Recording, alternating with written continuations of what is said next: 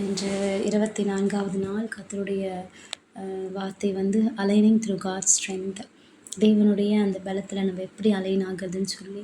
So கர்த்தருடைய பலன் அப்படின்னும் போது மோஸ்ட்லி நம்ம அவருக்குள்ளே பலப்படுற காரியம் வந்து அனுதினம் ஜெப வாழ்க்கை, அனுதினம் வேத வாசிப்பு, அது மாத்திரம் இல்லை, நம்ம வந்து அனுதினம் நம்ம அவரோட உறவாடுறது, ரிலேஷன்ஷிப் அவரோட வைக்கிறது, இது எல்லாமே நம்மளை பலப்படுத்தும் பொழுது அப்புறம் ஏன் நம்ம வந்து பலவீனப்படுறோம்? பொதுவாக எல்லா கிறிஸ்தவர்களும் நம்ம நல்லா ஜெபிக்கிறோம், வேதம் வாசிக்கிறவங்க தான். ஆனால் ஜெபிக்கிற பிள்ளைங்க இப்படிவங்க தான் ஏன் பலவீனம் வருது அப்படின்னும்பொழுது, எப்பயுமே பார்த்திங்கன்னா நம்ம பலவீனம் எதனால் வருதுன்னு நம்ம அறிந்து கொள்ள வேண்டும். ஹல்லேலூயா. ஸோ பலவீனம் எப்படி வருதுன்னு பார்த்தீங்கன்னா, வார்த்தையால் அநேக பலவீனம் வருது. நம்ம பேசுகிற தவறான வார்த்தை, நம்ம பேசுகிற வீணான வார்த்தை. வசனம் சொல்லுது, மரணமும் ஜீவனும் நாவில் இருக்குது, அந்த கனியை விரும்புகிறவர்கள் அதை புசிக்கிறார்கள் என்று யாக்கோபு 3ஆம் அதிகாரத்தை நம்ம வாசிக்கிறோம். அதனால தான் அநேக வேலையில் நம்ம எவ்வளோ ஜெபம் பண்ணாலும் நம்ம வந்து சத்துரு என்ன பண்ணுவான்னா, நல்லா ப்ரே பண்ணி முடிச்சதுக்கப்புறம் ஏதாவது ஒரு வித்தியாசமான ஒரு வேதனையான சூழ்நிலை கொண்டு வந்து கர்த்தர் கொடுத்த அந்த பலன் நீங்கள் ஜெபித்து பெற்று கொண்டிருப்பீங்க.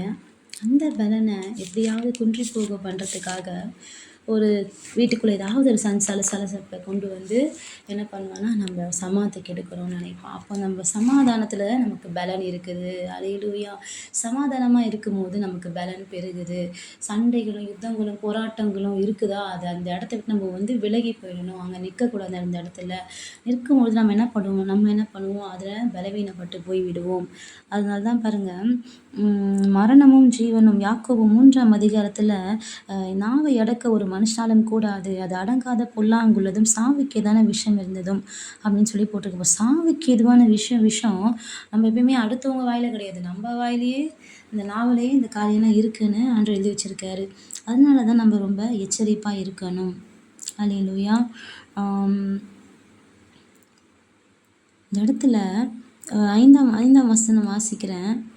யாக்கோபு 3:5 அப்படியே நாவானதும் சிறிய அவமாக இருந்தும் பெருமையானவைகளை பேசும் பாருங்கள், சிறிய நெருப்பு எவ்வளவு பெரிய காட்டை கொளுத்து விடுகிறது. அப்போது நாவு நெருப்புன்னு போட்டிருக்கு, நாவு விஷம்னு போட்டிருக்கு, நாவில் மரணம் ஜீவனும் இருக்குன்னு போட்டிருக்கு. அப்போனா உங்கள் நாவு வந்து ஒரு எவ்ரிதிங், எல்லாமே உங்களுக்கு இருக்கிற ஒரு அவயம் தான் நாவு. எல்லா விதமான எதையுமே செய்ய முடியாது நாவை வைத்து. ஸோ இன்றைக்கி நாவெல்லாம் எதுவுமே யாராலையும் செய்ய முடியாது, ஆக்சுவலாக பேச முடியாது. அதனால தான் நம்ம என்ன பண்ணணும், எச்சரிக்கையாக இருக்க வேண்டும். ஓகே, இந்த பலவீனமான வார்த்தைகளை நம்ம பேசிவிடக்கூடாது. அடுத்தது நம்ம ஜபத்தை வந்து நெக்லெக்ட் பண்ணக்கூடாது. இது வந்து நம்ம என்ன பார்த்து கொண்டிருக்கோம்னா, அவருடைய பலத்தில் நம்ம இடைக்கட்ட போகிறத பார்க்கறதுக்கு முன்பதாக நம்ம வந்து இந்த ஸ்பிரிச்சுவல் வீக்னஸ் வந்து ஏன் வருதுன்னா, கர்த்தர் கொடுக்குற சில அசைன்மெண்ட்டை நம்ம செய்யாமல் நம்ம வந்து தவறுறது, அப்புறம் வந்து ஊழியங்களை நெக்லெக்ட் பண்ணுறது. அதாவது கர்த்தர் நெக்லெக்ட் பண்ண சொன்னால் கண்டிப்பாக பண்ணுங்கள், அதான் உங்களுக்கு பலன்.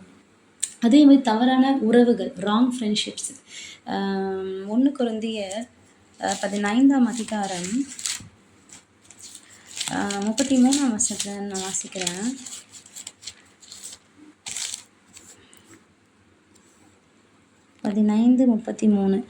மோசம் போகாதிருங்கள், ஆகாத சம்பாஷணைகள் நல்ல ஒழுக்கங்களை கெடுக்கும். அப்போது நம்ம ஆகாத சம்பாஷணை தேவையில்லாமல் பேசிகிட்டே இருக்கிறாங்க ஒரு இடத்துலன்னு சொன்னால், அது நல்ல ஒழுக்கத்தை கெடுக்க. நல்ல ஒழுக்கம் கெட்டுப்பாலே சமாதானம் கெட்டு போயிடும். அப்போ இருதயத்தில் எந்த மொமெண்ட் உங்களுக்கு சமாதானம் போச்சுனாலே பலவீனம் வந்துடும், உள்ள கலக்கம் வந்துடும். ஸோ இப்படிப்பட்ட காரியங்கள் வந்து வராமல் இருக்கணும் அப்படின்னா நம்ம என்ன பண்ணணும், ராங் ஃப்ரெண்ட்ஷிப்ஸை கண்டிப்பாக நம்ம டிஸ்கனெக்ட் பண்ணணும்.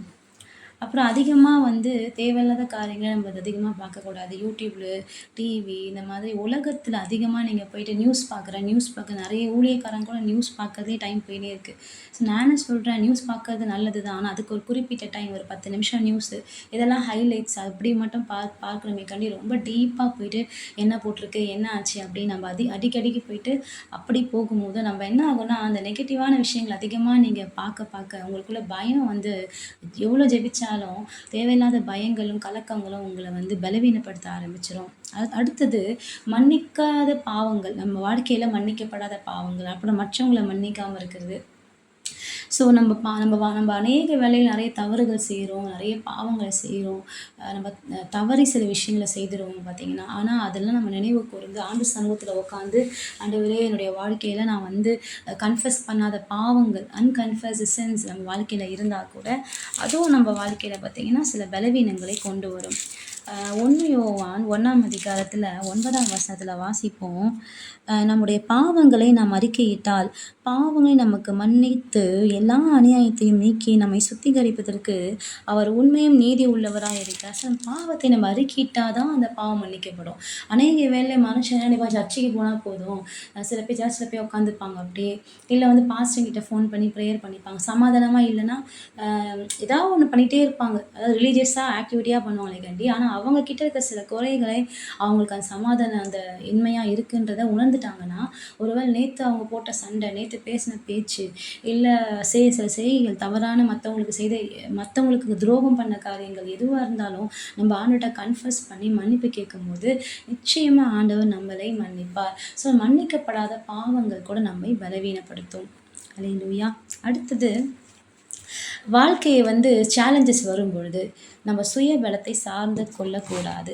அதை சார்ந்து கொள்ளும்போது நம்ம என்ன பண்ணுவோம், பலவீனப்படுவோம். நம்முடைய சுயமான ரிசோர்ஸஸ், நம்மளை சார்ந்திருக்கிற ஜனங்கள், நமக்கு கொடுக்கப்பட்ட பணம், சொத்து, இது மற்ற காரியங்களை நம்ம டிபெண்ட் பண்ணி இல்லாமல் கர்த்தரை டிபெண்ட் பண்ணுறவங்க எப்பயுமே எப்படி இருப்பாங்க, பலனாக இருப்பாங்க. ஹல்லேலூயா. இப்போ நம்ம தொடர்ந்து நம்ம என்ன பார்க்க போகிறோம்னா, எப்படி பலப்படுறது அப்படின்றத நம்ம பார்க்க போகிறோம். ஹல்லேலூயா.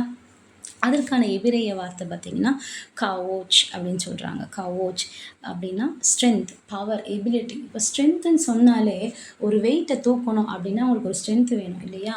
5 கிலோ வெயிட் தூக்கிறதுக்கு ஒரு பலத்தை பயன்படுத்துவோம். ஆனால் 10 கிலோ வெயிட் தூக்கணும், அதுக்கு ஒரு பலம் தேவை.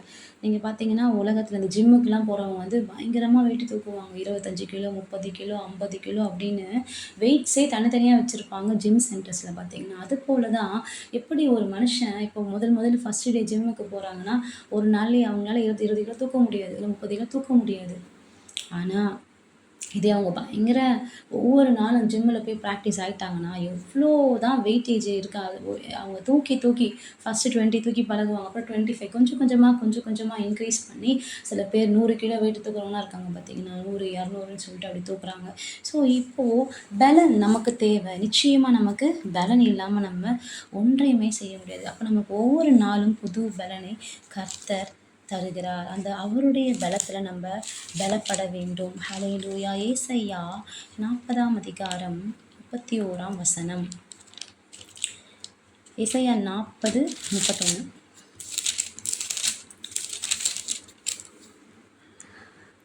கர்த்தருக்கு காத்திருக்கிறவர்களோ புது பலன் அடைந்து கழுகுகளைப் போல சட்டைகளை அடித்து எழும்புவார்கள். அவர்கள் ஓடினாலும் இளைப்படையார்கள், நடந்தாலும் சோர்ந்து போகார்கள். ஸோ இந்த நாளில் கூட நீங்கள் பார்த்தீங்கன்னா, யாருக்கு கர்த்தர் பலன் கொடுக்குறாருன்னா, அவருக்கு காத்திருக்கிறவர்கள் மேல் கர்த்தர் அவருக்கு பலன் தருகிறார். அவருக்காக அவர் சமூகத்தில் காத்திருக்கிற பிள்ளைகள் மேல் ஒரு புது பலன் இறங்கி வருகிறது. ஹல்லேலூயா. கழுகை போல சிறகுகளை அடித்து எழும்புவார்கள்.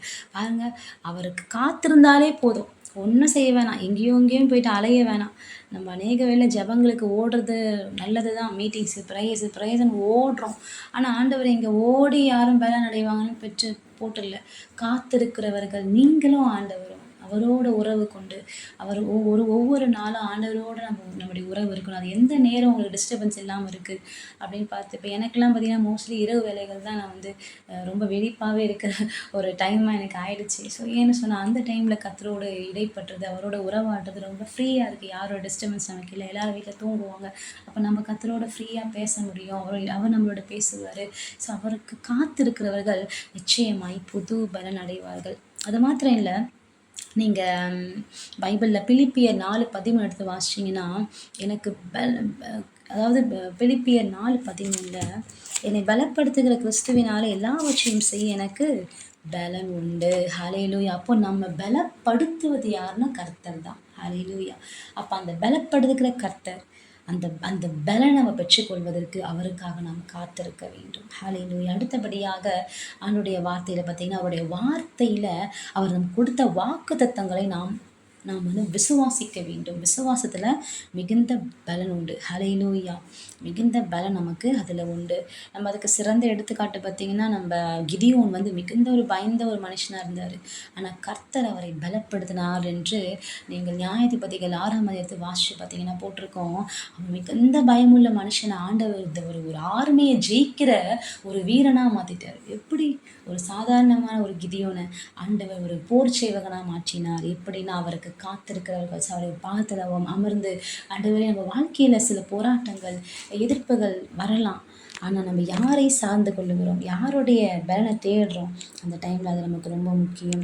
சங்கீதக்காரனாகிய தாவீது சங்கீதம் 46:1 போட்டிருக்கு, அவரே எனக்கு அடைக்கலும் அவரே எனக்கு பலனுமாக இருக்கிறார். ஆண்டவர் நமக்கு அவர் தான் நம் பலன், அவர் தான் நமக்கு அடைக்கலம். ஹல்லேலூயா! அதனால தான் நாம் அவரையே சார்ந்து கொள்ள வேண்டும். நம்ம அவரையே சார்ந்து கொள்ளும்போது நிச்சயமாக ஆண்டவர் என்ன பண்ணுவார்னா நம்மளை பலப்படுத்துவார். ஹல்லேலூயா!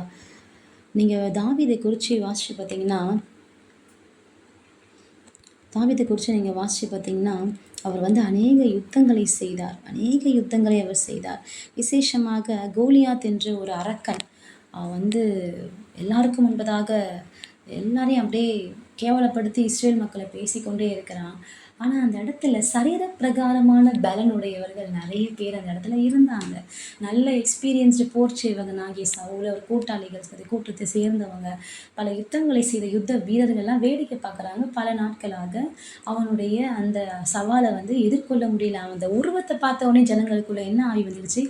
பய ஆவி வந்துடுச்சு. அதனால தான் ஒருத்தர் கூட எதிர்த்து கோலியாத்தை போராடாதா அங்கே எதுவுமே போடப்பட்ட எல்லாருடைய இருதயமும் அந்த முன்பதாக நிற்கிற அந்த கண்கள், மாம்சத்தின் கண்களில் பார்த்த இது ஒரு பெரிய பிரச்சனை, கண்டிப்பாக இதை என்னால் ஃபேஸ் பண்ணவே முடியாது, ஐயோ இங்கே போனால் நான் செத்தே போயிடுவேன், இதில் போனால் நான் அவ்வளோதான் வாழ்க்கையே முடிஞ்சுது அப்படின்ற பயம் உள்ளே வந்த உடனே போரில் நல்லா ஸ்ட்ராங்காக போர் செய்தவர்களும் அந்த சவுல் ராஜா எல்லாருமே அமைதியாயிட்டாங்க.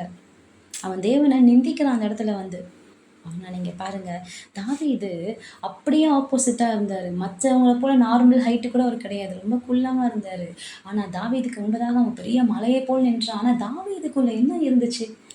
எக்ஸ்பீரியன்ஸா? இல்லை கையில் இந்த பட்டயமாக கிடையாது. அவனுக்குள்ள இந்த விசேஷித்த ஆவி தேவன் அவனுக்குள்ளே இருந்தார். இன்றைக்கி நமக்குள்ள பலன் வேணும்னா ஒவ்வொரு நாளும் நம்ம என்ன பண்ணணும்? அவர்கிட்ட பெற்றுக்கொள்ளணும். ஏசப்பாடு சமூகத்தில் காத்திருந்து, அப்பா நீ என் கூட இருக்கிறீங்கப்பா, அந்த பலன் நம்மளுடைய பலவீனத்தை அறிக்கை பண்ணணும். ஆண்டவர் நான் பலவீனமாக இருக்கிறேன்ப்பா, என்னை பலப்படுத்துங்கப்பா அப்படி சொல்லும் போது தான் கர்த்தர் என்ன பண்ண நம்மளை கேட்கிற எவனும் பெற்றுக்கொள்ளுகிறான். நம்ம என்னென்னத்தையோ கேட்டுட்ருப்போம், ஆண்டவர் இதை செய்யுங்க அதை செய்யுங்க அதை செய்யுங்க, கடைசி நம்மளே பலவீனப்பட்டுரும். அதனால தான் வைக்கப்பட்ட ஒவ்வொரு நாளும் நாம் அவருடைய பலத்திலே இடை கட்டப்பட வேண்டும். ஸோ நம்மளுடைய பலவீனத்தை நம்ம ஆண்டவரிடம் கண்டிப்பாக சொல்லணும். 2 கொரிந்தியர் 12ஆம் அதிகாரத்தை 9-10 வரைக்கும் நான் வாசிக்கிறேன். அதற்கு அவர், என் கிருபை உனக்கு போதும், பலவீனத்திலே என் பலன் பூரணமாய் விளங்கும் என்றார். ஆகையால் கிறிஸ்துவின் வல்லமை என் மேல் தங்கும்படி என் பலவீனங்களை குறித்து நான் மிகவும் சந்தோஷமாய் மேன்மை பாராட்டுவேன். அந்தபடி நான் பலவீனமாய் இருக்கும் போதே பலமுன்னவனாய் இருக்கிறேன். ஆகையால் கிறிஸ்து நிமித்தம் எனக்கு வரும் பலவீனங்களிலும் நிந்தைகளும் நெருக்கங்களிலும் துன்பங்களும் இடுக்கண்களும் நான் பிரியப்படுகிறேன். அடுத்தது நம்ம என்ன பண்ணலாம்? கர்த்தர் நிமித்தமாக வருகிற போராட்டங்களை பார்க்கும்பொழுது நாம் சோர்ந்து போய்விடக்கூடாது, சந்தோஷமாய் எண்ண வேண்டும். நாம் சந்தோஷமாய் போராட்டங்களை எண்ணும் பொழுது ஆண்டவர் நம்மை பலப்படுத்துகிறார். ஹல்லேலூயா! அதை நம்ம இங்கே பார்க்குறோம். அடுத்தபடியாக பரிசுத்த ஆவியானவர் நாம் சார்ந்து கொள்ள வேண்டும். ஒவ்வொரு நாளும் கர்த்தருடைய பலத்தில் இடைக்கட்டப்பட வேண்டும் சொன்னால் பரிசுத்த ஆவியானவர் தான். பலன்றதே ஒரு ஆவி, பீயிங் ஸ்ட்ரென்த்தாக இருக்கிறது, இட்ஸ் அ ஸ்பிரிட். ஸோ அதனால தான் நீங்கள் பார்த்தீங்கன்னா வேதாகமத்தில்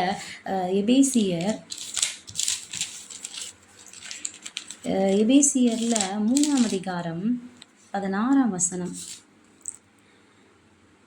நீங்கள் அவருடைய ஆவியினாலே உள்ளான மனுஷனில் வல்லமையாய் பலப்படவும் விசுவாசத்தினாலே கிறிஸ்து உங்கள் இருதயங்கள் வாசமாய் இருக்கவும் நீங்கள் அன்பிலே வேரூன்றி நிலை பெற்றவர்களாகி. நம்ம அன்பிலே வேரூன்றி நிலை பட்டு இருந்தோம்னு சொன்னால் நம்ம என்ன பண்ணுவோம்? பரிசுத்த ஆவியில பலன் உள்ளவர்களா இருக்கணும். நீங்கள் அவருடைய ஆவியினாலே உள்ளான மனுஷனாலே வல்லமையாய் பலப்பட முடியும். அப்போ அடுத்தது நம்ம எப்படி பலப்பட முடியும்னு சொன்னா, பரிசுத்த ஆவியானவருடைய பலத்தினால, அவர் கொடுக்கிற பலத்துக்குள்ள நாம் பலன் அடைய வேண்டும். பரிசுத்த ஆவியானவர் நீங்க பெற்றுக்கொண்டீங்கன்னு சொன்னா, கொஞ்ச நேரம் என்ன பண்ணுங்க, ஒவ்வொரு நாளும் அந்நிய பாஷைகளில நாம் பேசும்போது நமக்கு ஆவியிலே பலன் உண்டாகுகிறது. அதே போல சகேரியா 4ஆம் அதிகாரம் 6ஆம் வசனம் எடுத்து வாசிப்போம். அதில் அப்பொழுது அவர் செருபாபேலுக்கு சொல்லப்படுகிற கர்த்தருடைய வார்த்தை என்னவென்றால், பலத்தினாலும் அல்ல பராக்கிரமத்தினாலும் அல்ல, என்னுடைய ஆவியினாலே ஆகும் என்று சேனை கர்த்தர் சொல்லுங்க. அப்போ கர்த்தருடைய ஆவியானவரே நம்மை பலப்படுத்து. நம்முடைய பலத்தினால கிடையாது, நம்முடைய பராக்கிரமம் கிடையாது. அவருடைய ஆவியானவரே நம்மை எல்லா காரியங்களும் செய்ய நம்மை பலப்படுத்துவார். ஹியூமன் எஃபர்ட், மனுஷீக எஃபர்ட்ஸ் எல்லாம் ஆண்டவருடைய வல்லமைக்கு முன்பதாக ஒன்றுமே கிடையாது. ஹல்லேலூயா. அதனால தான் நம்ம என்ன பண்ணணும்னு சொன்னால், கர்த்தருடைய பரிசுத்த ஆவியில அனுதினம் பலப்படுகிற அனுபவத்துக்குள்ள நம்ம போக வேண்டும். அடுத்தபடியாக நம்ம வார்த்தையை அனுதினம் தியானிக்க வேண்டும். ஏன்னா கர்த்தருடைய வசனம் நம்மளை மிகவும் பலனுள்ளதாக இருக்கிறது. அதற்கு மத்தேயு 4ஆம் அதிகாரம் 4ஆம் வசனம் எடுத்து வாசிக்கலாம். அவர் பிரதியுத்தரமாக, மனுஷன் அப்பத்தினால் மாத்திரமல்ல, தேவனுடைய வாயிலிருந்து புறப்படுகிற ஒவ்வொரு வார்த்தையிலும் பிழைப்பான் என்று எழுதியிருக்குது. அப்படி பார்த்தீங்கன்னா நிச்சயமா சொல்றேன், இரவும் பகலும் இயேசு கிறிஸ்து 40 நாள் சாப்பிடாம உயிரோட இருந்தார். காலையிலயும் இன்னைக்கு நம்ம ஒரு வேளை சாப்பிட முடியாம இருக்கிறோம், 2 வேளை சாப்பிடாம இருந்தாலே பெரிய தியாகம் போல நினைக்கிறோம் ஃபாஸ்டிங்கு. ஆனா இயேசு கிறிஸ்து இரவும் பகலும் 40 நாள் அவர் எப்படி உபவாசம் சொன்னா, கர்த்தருடைய வசனம், அவருடைய வார்த்தையே அவருக்கு ஜீவனா இருந்தது, அதுவே அவருக்கு பலனா இருந்தது. அதனாலதான் ஆண்டவராக இயேசு கிறிஸ்து 40 நாள் அவர் பலனா இருந்தாரு. அதுக்கு ஒரு சிறந்த எடுத்துக்காட்டு பைபிள்ல கூட பார்த்தீங்கன்னா, எலியா தீர்க்கதரிசி 40 நாள் ஒரு சின்ன அப்பத்தை பரலோகத்துல ஒரு மன்னா கொண்டு வந்து கொடுத்தாங்க அவருக்கு. அது எனக்கு தெரிஞ்சு ஏதோ உலக பிரகாரமான மன்னாவா அது இருக்க வாய்ப்பே இல்லை. நிச்சயமா அது ஒரு பரலோகத்தின் மன்னா, அது கர்த்தருடைய வார்த்தையா தான் இருந்திருக்கணும். அந்த வார்த்தையை அவர் புசிக்கிறாரு. அதுக்கப்புறம் 40 நாள் இரவும் பகலும் அவர் நடந்து அந்த மலைக்கு நேராக இந்த ஓரேபு ஆண்டவர் சந்திக்கும்படியாக அந்த மொழியா அந்த அந்த மலைக்கு நேராக நடந்து போகிறாரு எலியா தீர்க்கதரிசி. ஸோ அப்படி பார்த்தீங்கன்னா, யோவான் 1:8 இதோ நியாயப்பிரமாண புஸ்தகம் உன் வாயை விட்டு பிரியாதிருப்பதாக, இதில் எழுதியிருக்கிறபடியெல்லாம் நீ செய்ய கவனமாய் இருக்கும்படி இரவும் பகலும் இதை தியானித்து கொண்டிருப்பாயாக. அப்பொழுது நீ உன் வழியை வாய்க்க பண்ணுவாய், அப்பொழுது புத்திமாய் நடந்து கொள்ளுவாய். ஹல்லேலூயா. நம்ம புத்திமாய் நடக்கும்படியாக, நம்ம வழிகள் வாய்க்கும்படியாக மாத்திரம் இல்லை, நம்ம ஆவியிலே பலனடையும்படியாக கர்த்தருடைய வார்த்தை இரவும் பகலும் தியானம் பண்ணுகிற மனுஷன் நிச்சயமாய் கர்த்தர் அந்த வார்த்தை அவர்களை பலப்படுது. எப்படி இங்கே உணவு பயங்கர பசி சோர்ந்து போய் வீட்டுக்கு வந்து நல்லா சாப்பிட்டதுக்கு அப்புறம் அப்படியே ஸ்டெம்பாயிடுவோம், அதே மாதிரி தான் கர்த்தருடைய வசனம் ஆவிக்குரிய மனுஷனை அது நம்மை பலப்படுத்துகிறது. ஹல்லேலூயா. ஸோ இன்றைக்கு அது மாத்திரம் இல்லை, நமக்கு இருக்கிற நல்ல நண்பர்கள், கிறிஸ்துவுக்குள்ளே நமக்கு நல்ல நண்பர்கள் இருக்கணும், நம்ம நல்ல ஃபெல்லோஷிப் இருக்கணும். அது நிமித்தமாக நம்ம எப்படி இருக்கிறோம், நம்ம பலன் அடைகிறோம். நம்ம ஒரு வேலை நமக்கு ஜெபிக்க எல்லாம் நம்ம டெய்லியும் ஜெபிக்கிறோம், வேதம் வாசிக்கிறோம், எல்லாம் பண்ணுறோம். ஆனால் நம்ம என்ன பண்ணணும்னா சுத்தமாக யாரோட கனெக்ஷனே இல்லாமல் இருக்கக்கூடாது.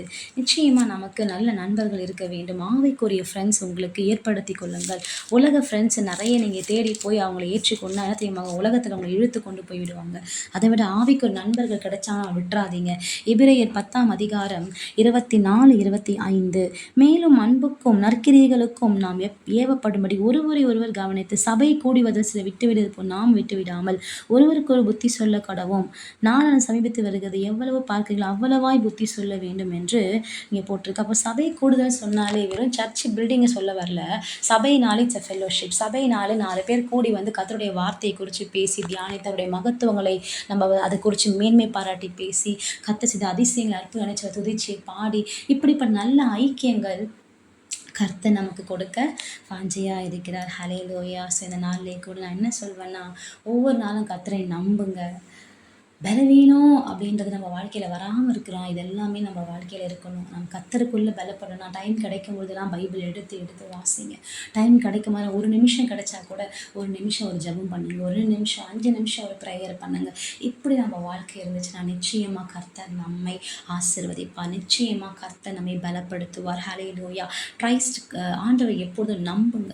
ஒரு நாள் அவரை நம்பினாதான் நீங்கள் என்ன பண்ண அவருடைய மகத்துவங்களை அவர் நன்மைகள் அவர் நம்பிக்கை அவர் தான் நம்ம நம்பிக்கை. அவர் தான் நமக்கு பலன். ஹalleluya. இந்த நாளிலே கூட பரிசுத்த ஆவியா உங்களை பலப்படுத்து. ஒருவேளை இந்த சத்தியத்தை, இந்த வார்த்தையை கேட்கிற நீங்க எங்கேயோ பலவீனப்பட்டிருக்கீங்கன்னு சொன்னா, இப்ப நான் உங்களுக்காக ஜெபிக்கிறேன். கர்த்தர் நிச்சயமா உங்களை பலப்படுத்துவார். எல்லா பலவீனம் உங்களை விட்டு மாறி போகும். ஒப்பு கொடுங்க. ஏசப்பா, நான் வேதத்தை வாசிக்க முடியலப்பா, நான் ஜெபிக்க முடியலப்பா, ஆனால் இன்றைக்கு எனக்கு அந்த பரிசுத்த ஆவியை கொடுங்க, நான் ஜெப ஆவி எனக்கு கொடுங்க, வேதம் வாசிக்கிற அந்த ஆவியை, அந்த இருத்துல அந்த வாஞ்சையை, அந்த தாகத்தை எனக்கு கொடுங்க நம்ம கேட்போமா? அப்பதான் நம்ம பலனடைய முடியும். We have to align with the strength of God.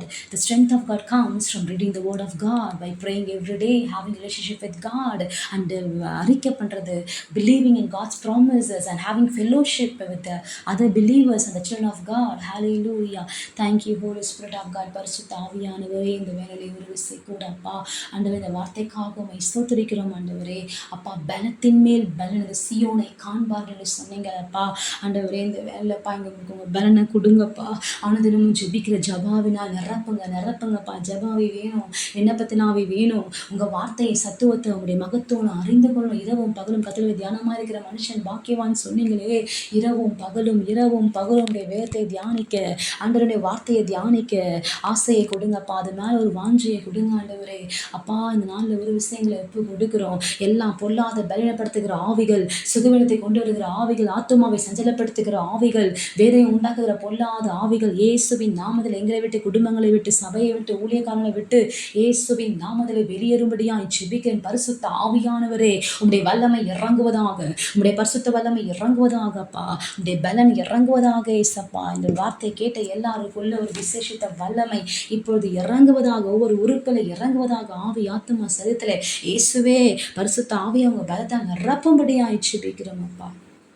அப்படியே நீ நிரப்பதற்காக ஸ்தோத்திரம் அப்பா. இயேசுவின் நாமத்தில் ஜெபிக்கிறோம் நல்ல பிதாவே, amen. Thank you. May God bless you.